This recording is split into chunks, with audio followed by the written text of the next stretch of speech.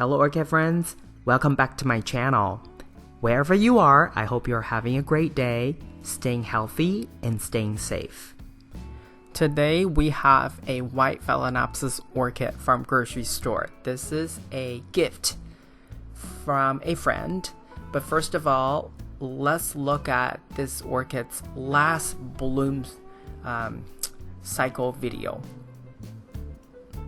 At the time, it was giving me a flower spike from an old spike, from a node on an old spike. And then, as it was blooming, I also had this miniature white Phalaenopsis, also from a grocery store, putting out lots of crazy aerial roots as well as in bloom. So I put them side by side to give you a sense of the size difference. So today's orchid, this white Phalaenopsis orchid, I gave this a nickname, Classic White. It doesn't have a name, but I usually just call this kind of orchid classic white orchid type that you see everywhere in magazines, in grocery stores, in people's home, right? Very common, very readily accessible. So in fact, if you want to do experiments, do it with white orchids because they're everywhere, right? And if you somehow killed a couple, you can always replace them when you want to, when you need to. All right. So yep, the big and small, that there is quite a bit of a difference, but they both are really, really enjoyable orchids. I have always liked white orchids, and even though they don't have fragrance, there is something about white orchids that that would give you that classic look. Whether you put this orchid in your restroom counter, on the restroom counter, in the dining room, in the kitchen, in the living room, the orchids always make a space look more relaxing and nicer. Anyway, so like I said, this orchid was blooming from a spike, growing from a nipple. So for some reason, I just didn't cut off the entire flower spike another season prior to last year, and then it just started to put out this secondary spike for this year. So that was quite interesting. I only use moss as the medium for this orchid, and I packed it really tightly, and that's what I was able to just simply grab, or I guess pull the orchid up from the flower spike, and the orchid still remained intact and didn't fall out of the container. That's how tightly I packed the sphagnum moss. I did that because, well, first of all, the orchid has enough roots, and number two, the container has lots of small ventilation holes on the side. So I wanted to use a quote-unquote traditional method because, this is actually how most orchid nurseries pack their sphagnum moss for their orchids. And when the sphagnum moss is that tight, and you don't really actually need to worry about overwatering, because when you say spray or give orchid water, excess water that the moss can immediately absorb would just simply, get to the very bottom and then flow out from the drainage hole. And that's just a way that most orchid nursery would utilize. Now back to this orchid's overall care. For fertilizer, I only give this orchid quarter strength.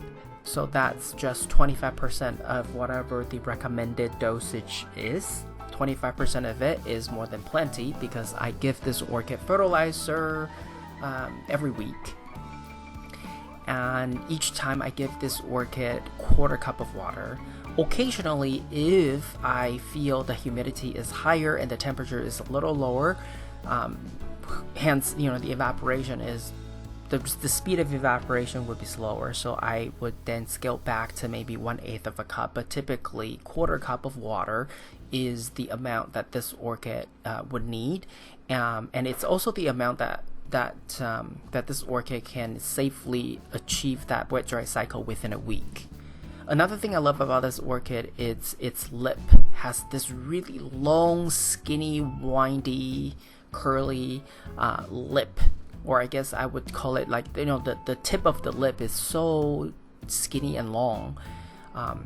And sometimes I call it the mustache in Mandarin. For my Chinese version video on this orchid, I call this the mustache of orchids. I love it. I just love looking at the lips.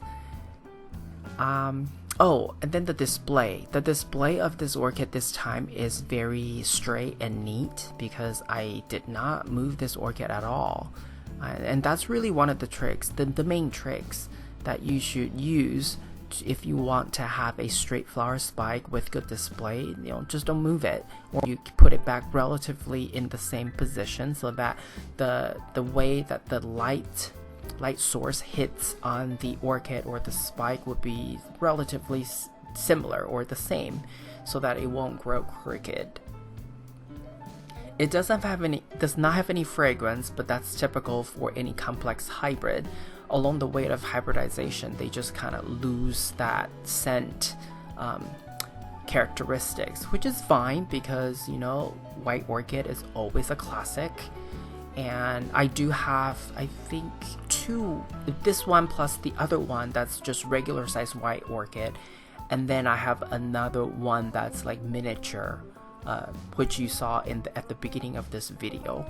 So I have 3, and then the other ones are, I have another one that's white, but then the lip is like orange-ish yellow, so it's a little different. Now this time around, I have to put this entire thing into a bigger and heavier container because it was top heavy. And it was still in the same medium and the same container. The only thing different this time is as it grew more area roots, I just pushed the area roots down so that it will continue to grow into the moss medium. And that's just a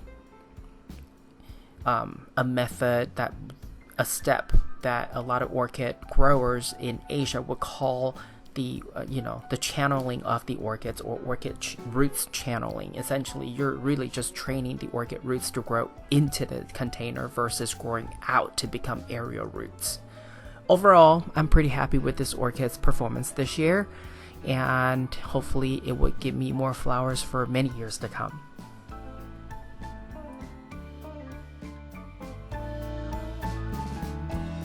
This is all I have for you today. If you like this video, please give it a thumbs up. And if you would like to get more orchid related videos from my channel, please subscribe and turn on the notification. I want to wish you happy growing, and I will talk to you in my next video. Ciao!